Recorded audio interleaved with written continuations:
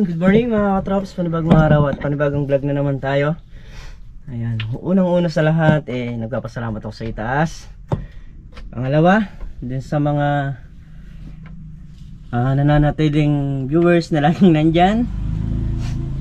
At pangatlo, papasalamat ako doon sa mga nag-a-avail ng mga ating mga gulay. Ayan mga katrops, palusong na po tayo ng bukid. And maraming salamat po kay Tita at kay Mami A na mag-a-avail ng gulay na susunod po. So yun po kasing sa susunod na yan, meron po kasing viewers na pupunta raw sa Lin Farm at kukuha ng gulay. Yung pong pipitasin po yata namin, i-a-avail nila. So yung sa susunod po, ayun, din po kay Mami A at kay Tita Lea. So, kung magkano naman po yung halaga ng binigay ninyo, ganun din po yung halaga ng ipamimigay natin. Magkano po yung cost sa truck, ganun din ang presyo na ibibigay natin. Ayan. So, yun, nakapagdala na nga po tayo ng ulam, nakabili na. Tayo po ay sisibat na. Let's go mga traps. So yun, tayo magkukultivator para yung sa may gilid ng talong pumulat yung lupa. Dahil nga pag nag-ulan i-stack ng ano yan, ng tubig. So malapit din sa puno. Pag na-i-plat natin yon, medyo lalayo yung daloy ng tubig. Hindi mabababad yung mga talong. Kailangan kasi hanggat maaga ika nga gawin muna ng paraan para pag dumating yung time na mag-uulan man siya, hindi mo na iniintindi yung mangyayari di sa mga halaman. Ayan mga traps, makakasingaw niyan yung kalamansi saka yung talong. Apat na balik bago natin matadtad yung lupa, pero tsatsagain natin yun na ganyanin. Ayan, pumulat na yung lupa niya rito.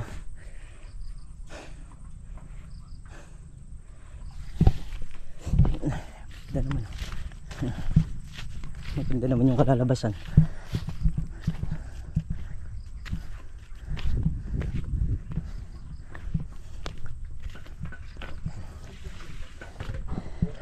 Pati yung kabila. May tulo pa rin yung sa may diesel, so ginawa muna natin saglit.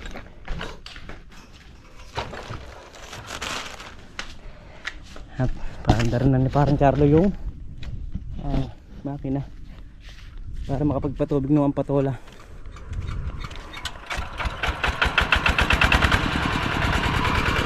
So let's go na tayo dito sa ating kinocultivator.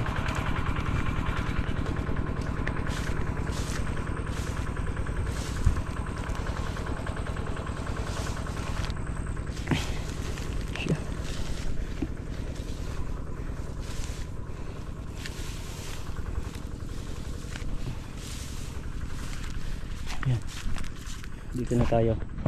Bali halos tagalawang paraan ang kailangan para madurog ng gusto yung lupa.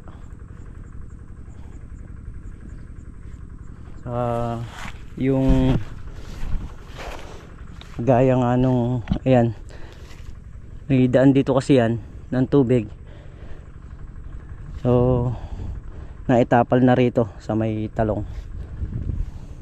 Baka sa lupa rito pag dire-diretso ulan, yung lunak ba, yung bumabaon yung mga paa namin. Kaya naisip ko na pag dumating yung time na nag-uulan, delikado yung mga talong, dahil pag humangin malambot ang lupa, pwedeng matumba. Kaya kukultivator ulit natin yan para masampahan natin ang lupa yung talong. Kailangan advantage utak natin Hindi po pwede yung kung kailan nandyan na saka mo palang tatrabuhuhin. Kailangan pag inisip mo, trabaho ka agad. Ano magdadalawang isip na hindi trabahuhin kasi pabor din sa mga halaman yan.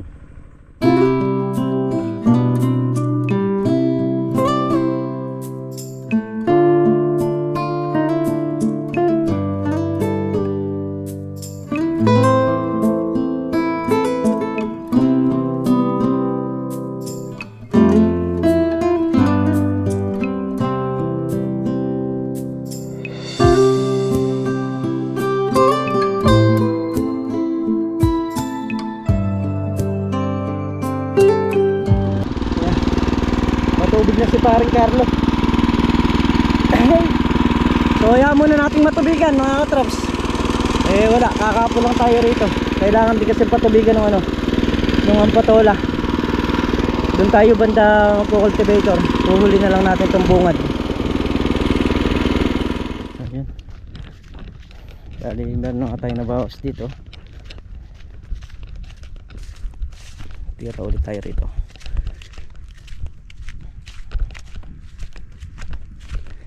Paring Carlo nag-spray. Yung tatlo nagdadamo rito sa may sili sa kalamansi. Tayo ito cultivator natin to. Mamaya naman pag mayaring kapatubigan yung nandun, dito naman. Ayan, dito na tayo. So yun, katrops, okay na yun. Okay na to. Saka itong gilid. Diba kasi pagka malinis yung nakapaligid sa kanya walang tataguan yung maninira. Saka isa pa mga katrops, mapamura man yung talong, kailangan dire-diretso yung alaga natin kasi kumisan yung iba pag mura na yung talong hindi na inaalagaan, nahayaan na lang nila. So pag tumaas yung talong wala silang napipitas, tayo hindi, mababa, mataas, dire-diretso alaga. Kahit saan matapat yung presyo nyan, okay lang. So yun, kain muna tayo mga katrops. Kain muna tayo.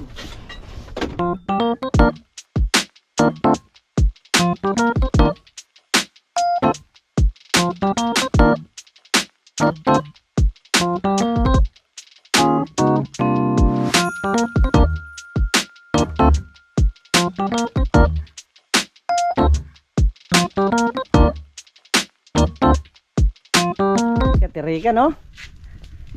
Siga si paring Carlo. Talagang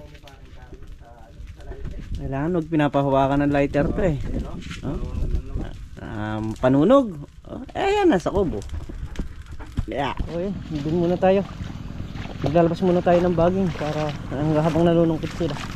Nang mayari na yung mga baging na nilalabas doon.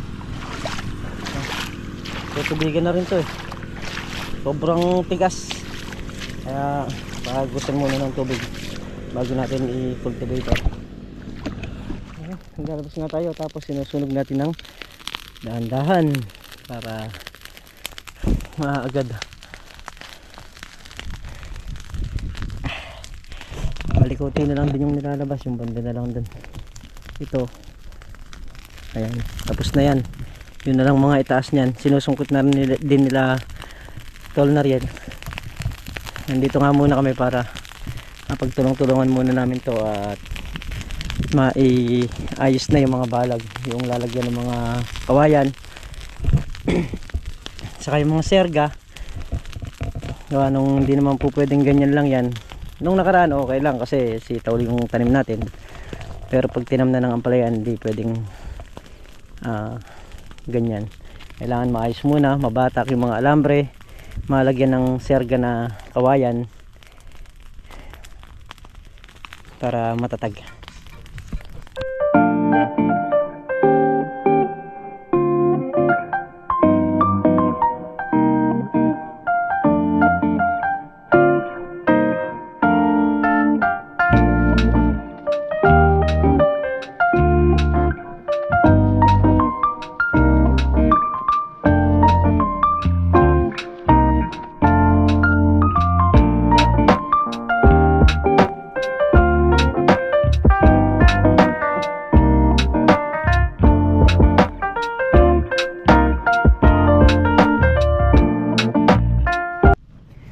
ayun nga mga trops, nayari na namin lahat ng nasa ibabaw. So dito na sa gilid dito, ilalabas na lang namin doon.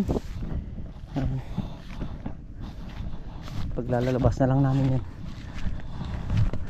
papunta naman doon sa may tabi ng dike, saka doon namin sinusunog. Yan.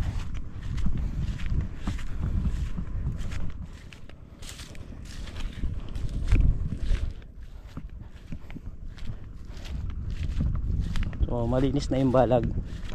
Yun na lang mga sinungkit namin yung nandyan.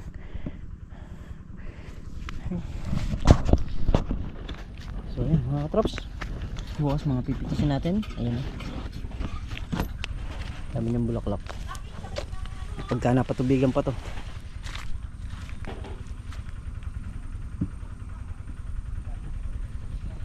natubigan pa yan eh, lalo nang kukuha na yan. So niyayari lang yung patubigin doon. Ayan yung mga pampitas bukas, ganyan.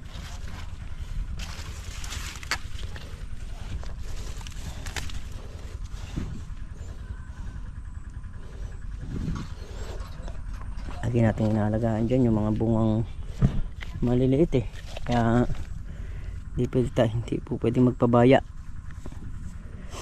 Ito yung mga to, kasi yung mga yan mga tusokin yan. Dahil bunga kapal. Kaya lang ito bukas hindi pa mapipitas to. Yan, maliit pa yan.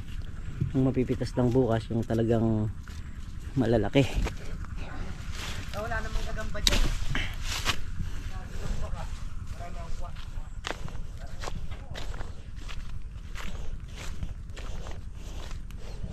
Ayan, dyan sa kabila oh.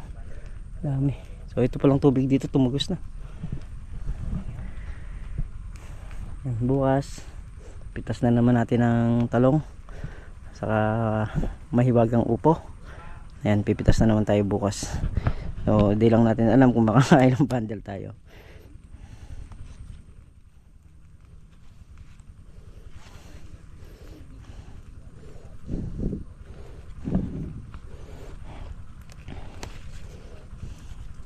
May mga tusok na sa talbos, at yun nga yung inaagapan natin. Yan, kagaya nito, may uod sa loob to eh. Yan,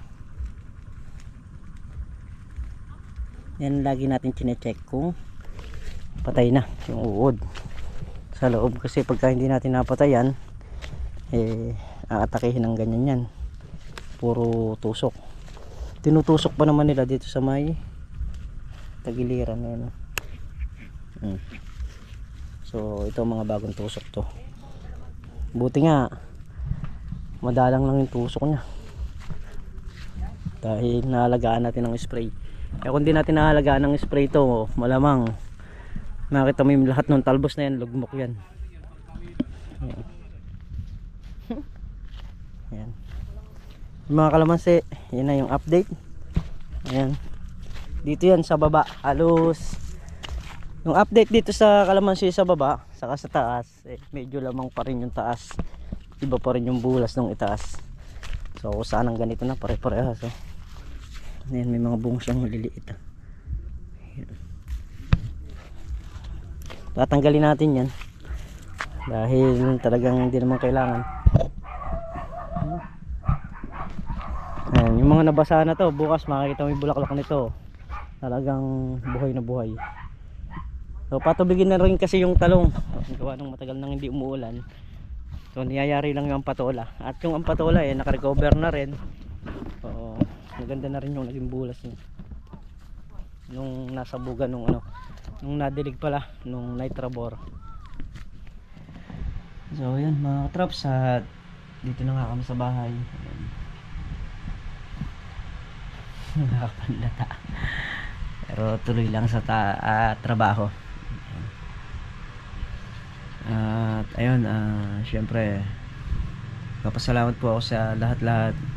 Ayan, shoutout po kay Tita L, kay Mami A. Ayan, kasi ayaw na niya magpabanggit ng pangalan, so Mami A na lang daw.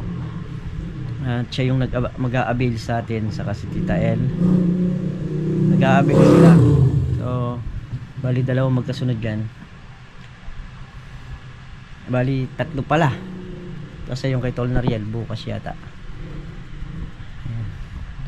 So susunod-sunod natin na sa makita natin sa balita yung mga gulay tinatapon. So nakakapanghinayang, kahit na hindi naman nila maipamigay yon, gawa nung siyempre pag pinamigay nila wala na nga namang bibili lahat, baka umasa na lang din dun sa ganun, kaya dinidispose nila. So din naman sa atin kahit paano,